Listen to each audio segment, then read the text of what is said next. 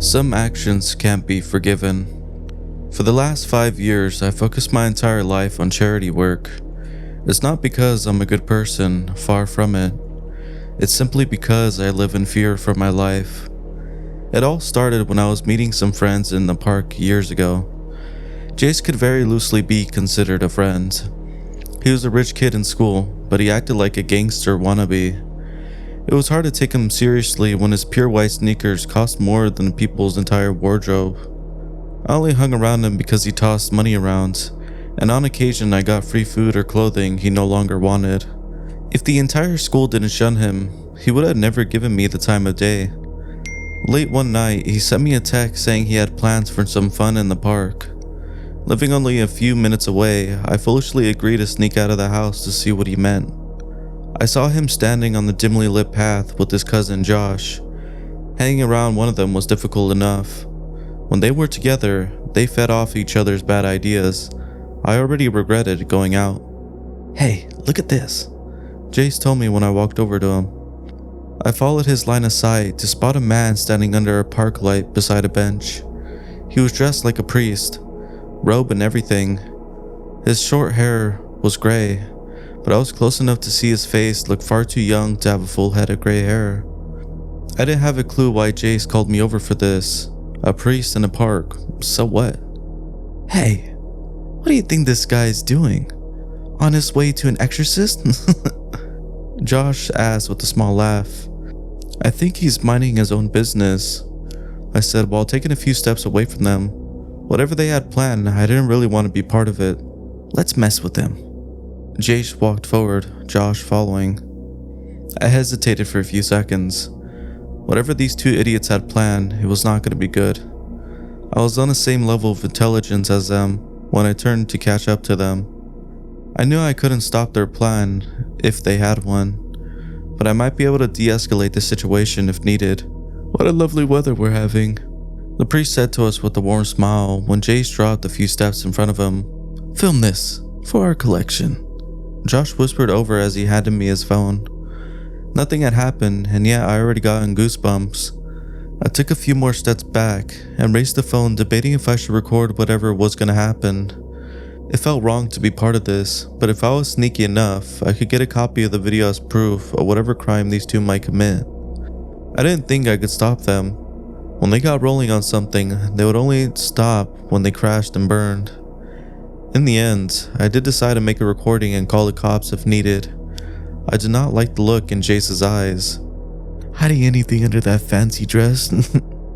Jace said. Jace had both his hands in his pocket and it made me nervous. The priest took the pestering well. Reaching into a hidden pocket, he pulled out some caramel rock-hard candy with another kind smile. "It's a little late for sugar, children, but how about a candy before you go home to bed?" His voice was soft as he held out his hand like an offering. This did not impress Jace. Swatting the hand away, the candy flew to the ground while Josh gave a nervous laugh. I took a sharp inhale when Jace pulled out the switchblade from his pocket. I knew something bad was going to happen, but I still wasn't prepared for it. Jace wanted to look tough, and it was only a matter of time before he assaulted someone. I didn't think it would be that night, or a priest for that matter. The knife didn't even seem to startle the man. His smile never faded. "Hand over everything you've got," and Jace threatened. "Yeah," Josh added, a bit nervous. "Jace, what the hell are you doing?" I snapped, lowering the phone. This was taking things way too far. "Let's get the hell out of here before..." I was cut off by Jace punching me right in the face. I was never punched before. It knocked me back, the phone dropping from my hands. My head spun for a few seconds as the pain came and burst. The priest stepped forward to see if I was all right when Josh ran behind him and held him still. Still, he didn't look worried at all. "I said, give me whatever you've got," Jace yelled. "You boys should come to your senses and stop this before anything happens. I forgive you for everything so far, but I'm not God. I can only forgive you for so many times." The priest answered in a steady voice. I opened my mouth, but no words came out. Jace was pissed over the man's answer and threw a punch into the man's gut. The reaction was not at all he wanted. No cries of pain, just a smiling face. I reached out trying to stop Jace and got another punch to the head. I didn't raise my arms fast enough to block it. When I fell to the ground, he gave my body a swift kick to keep me down from turning back to the priest. At first, Josh looked nervous, holding the man still. Now he was getting into it.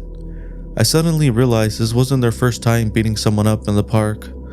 These two were beyond stupid, now going into crazy territory. I didn't understand them. They had money and a good life to throw it all away hurting others for no reason at all. I looked at them, still beating on this poor man, unfortunate enough to be in the park at that same time. Through my pain, I reached into my pocket to get my phone out to call the cops. To my horror, it was still stuck on the lock screen. No matter what I tried, I could not make a call.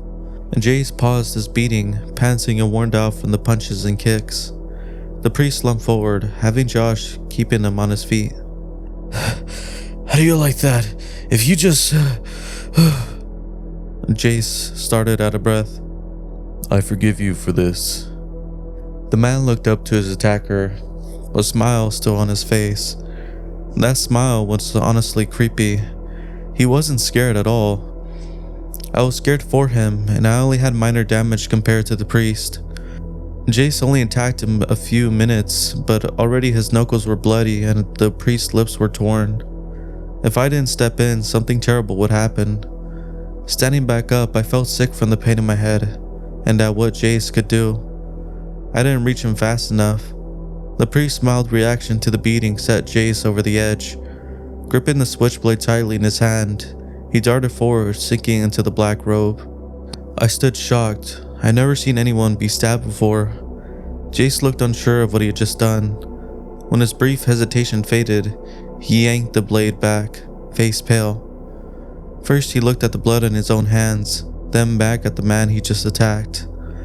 Blood started dripping down, staining the concrete. Josh's mouth was wide open.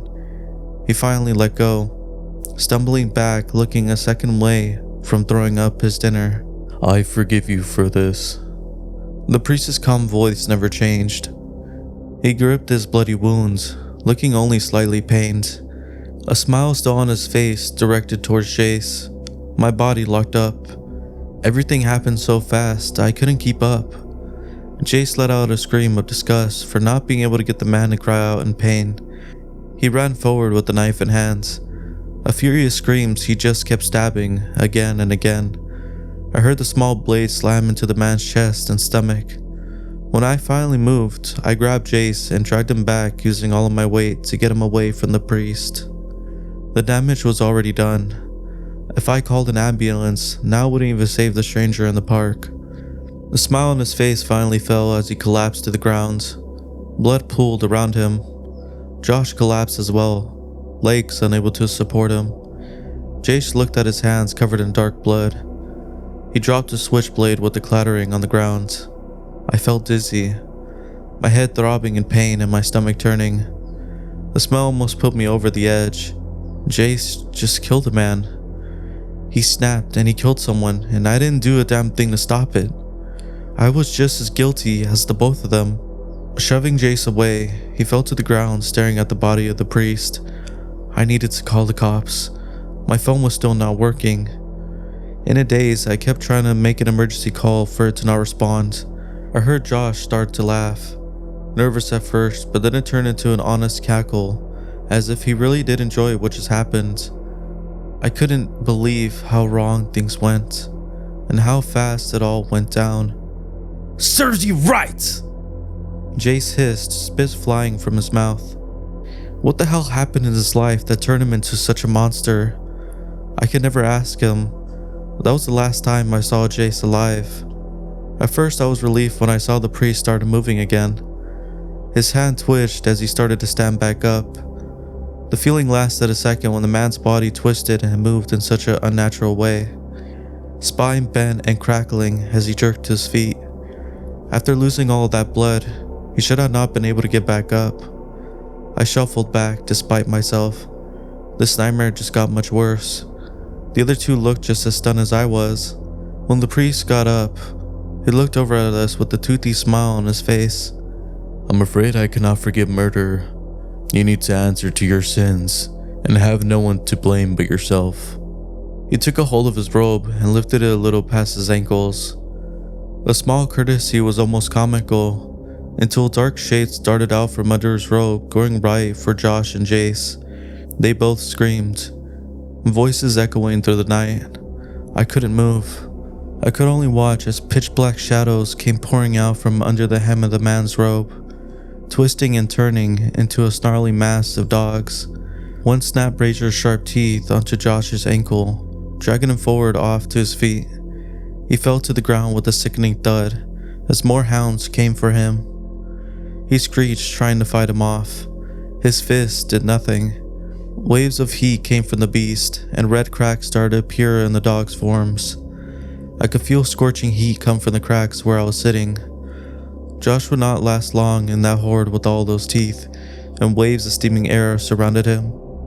Josh got a few steps away before he too was snatched up by the hound's teeth. One large jaw snapped around his waist, causing him to cry out. Two more latched onto Josh's arms, bending them back and peeling flesh from the bone. His skin blistered from the heat and clothing melted. Not burst into flames, but instead started to drip off. Both of them screamed and begged as they were dragged back towards the priest. They should not have still been alive, and yet they tried to ask for forgiveness. To be free of the pain, even if that meant death.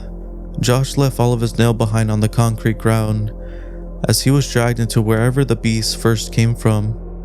In a minute, it was all over. The hounds and the two of them sucked back under the hem of the priest's robes. Letting them fall back over his ankles, he looked over at me with a smile that almost made me faint.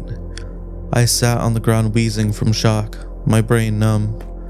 I may have remained like that for hours if I didn't hear footsteps behind me. On reflex, I turned my head at the source of the sound. A woman was walking towards us, high heels clicking against the ground. If it wasn't for those high heels, I would have thought she was a girl. Her body was deadly thin, and she had no chest to speak of. She was wearing a button-down shirt and black pants. In her hand, she was holding a slushie from the corner store at the end of the park. I opened my mouth to warn her to not come any close, to only have a croak of a whisper slip out. She stopped and looked down at me, then slowly at the scene around us. Blood still stained the pathway, and the fingernail marks Josh left behind was the only thing left of him. Because of the shock, I thought she was still an innocent bystander that just walked into the wrong part of the park at the wrong time. Giving me one final look, she walked past me and handed the inhumane priest one of the slushies. "I was gone for like 5 minutes and you have a party without me?" she said to him, sounding offended. Because she was under the streetlight, I could see her face better. One eye was covered by flaming red hair, and a scar on the right side of her lips made it look like if she was eternally sneering. If that wasn't enough of a hint, I noticed the movement near her leg. From under her dress shirt, above her waistline was an honest-to-God tail. A thin one, made of a black segment bone tip with a dagger of a sharp arrow. "You were gone for much longer than that. Why did you purchase 2? I can't possibly finish 2. The priest replied to her, not even looking at me. "It was cheaper to buy 2 than 1, believe it or not. And I might have been gone for longer than 5 minutes. If you saw the chest on that cashier, you wouldn't blame me. I was trying to get her in the back room for a quickie." Please do not continue that thought. I do not enjoy your vulgar language. Drink the other one of these for me. He pointed towards the slushie and she snarled in disgust. "I don't like cold crap. You know what? Oh, I know." When her gaze fell on me, I felt my entire body lock up. My muscles turned to stone and my heart nearly stopped. Walking over, she crouched to get on my level to offer me a cold cup in her hands. With another gleeful sneer, she gave the small wiggle in front of my face. "My friend over there punishes sinful people. Looks like you got spared. But you know, not accepting gifts is a sin." Wiggling the cup once more, I got the hint. I reached over with shaking hands and took it from her. "She's an awful bully, but she's correct. I do punish the ones who sin. I can only forgive so much after all. If you do not wish to ever come across me again, Put your best foot forward from now on, alright?